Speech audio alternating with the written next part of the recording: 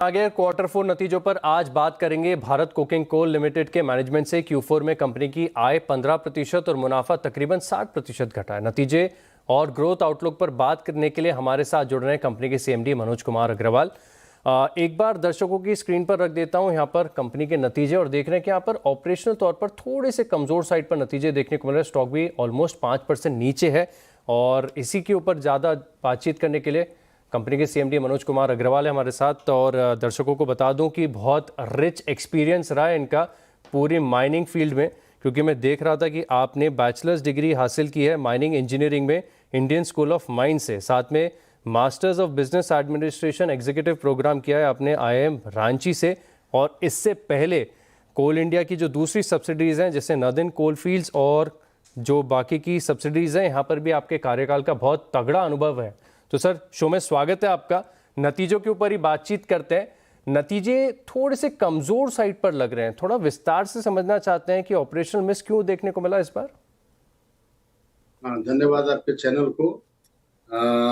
इसमें थोड़ा सा ये समझना होगा कि कोयला एक ये जैसे कि हमारा स्टील फैक्ट्री होता है या कोई फैक्ट्री होती है उस तरह की नहीं होती है। इन हाउस टाइप का चीज नहीं होती है।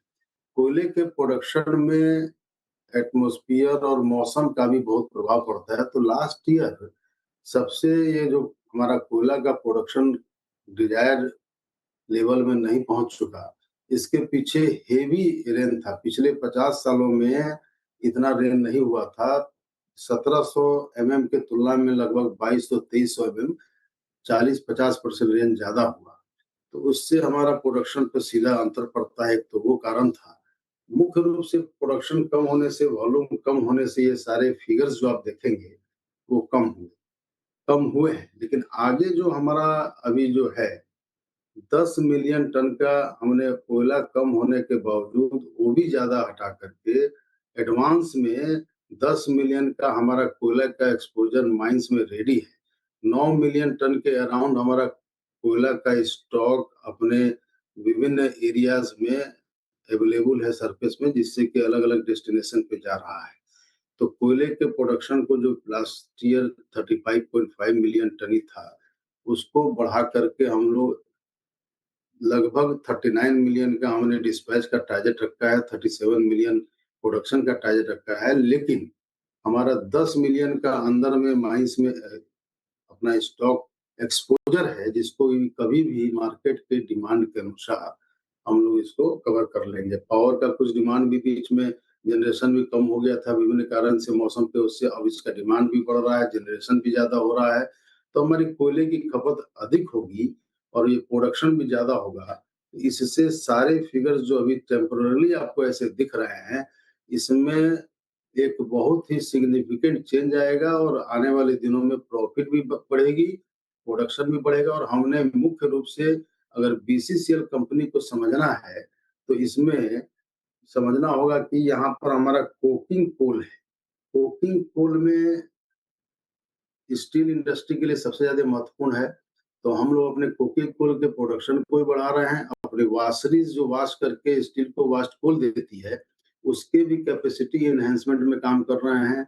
हम लोग 2 मिलियन का एक नया वाशरी भोजडी खोले हैं। क्वालिटी में हमारा बहुत ज्यादा इम्प्रूवमेंट हुआ है। शिकायतें कम हो गई है। कम कोयले में ज्यादा कंजम्पशन उनको घट गया, लेकिन बिजली ज्यादा पैदा कर रहे हैं।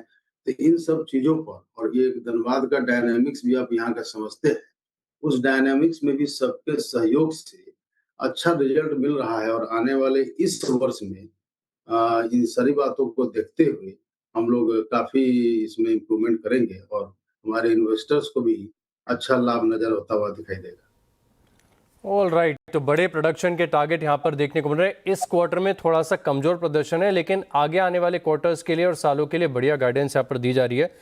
सर, थोड़ा सा और विस्तार से समझना चाहूँगा ऑपरेशनल फ्रंट पर, क्योंकि कोयले की कंपनी है तो ई ऑक्शन बहुत ज़्यादा इंपॉर्टेंट हो जाता है। तो इस क्वार्टर के दौरान ये एक तो ई ऑक्शन का प्रीमियम कैसा रहा, ई ऑक्शन के वॉल्यूम्स कैसे हैं, और आगे आने वाले समय में, क्योंकि हम देख रहे थे कि ये जो वेस्ट एशिया के तनाव के चलते जो एनर्जी क्राइसिस है, दुनिया भर में कोयले की कीमतें लगातार तेजी से बढ़ रही हैं, तो इसका कितना फायदा BCCL लिमिटेड हासिल कर पाएगी?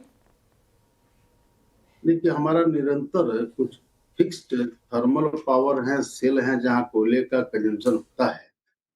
और इसमें जो आप अभी विश्व में जो स्थिति चल रही है, वो उसको देखते हुए नेचुरली, क्योंकि ईंधन डीजल आदि का टेम्पोररी जो फेज आया है जिसकी दिक्कत सबको हो रही है, तो कोयले पर हम लोग का थ्रस्ट भी ज़्यादा है। कोयले के डिमांड में नेचुरली कुछ इम्पैक्ट पड़ा है, लेकिन निरंतर यह एक दिन की नहीं है।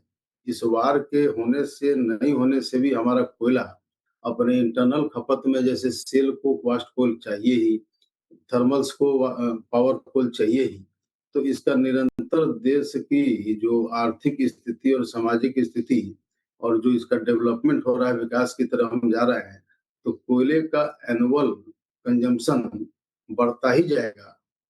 और ये कोयले का डिमांड खास करके हमारे कोकिंग कोल का कभी कम नहीं होगा, क्योंकि स्टील इंडस्ट्री से जुड़ा हुआ है, तो निरंतर ये बढ़ेगा।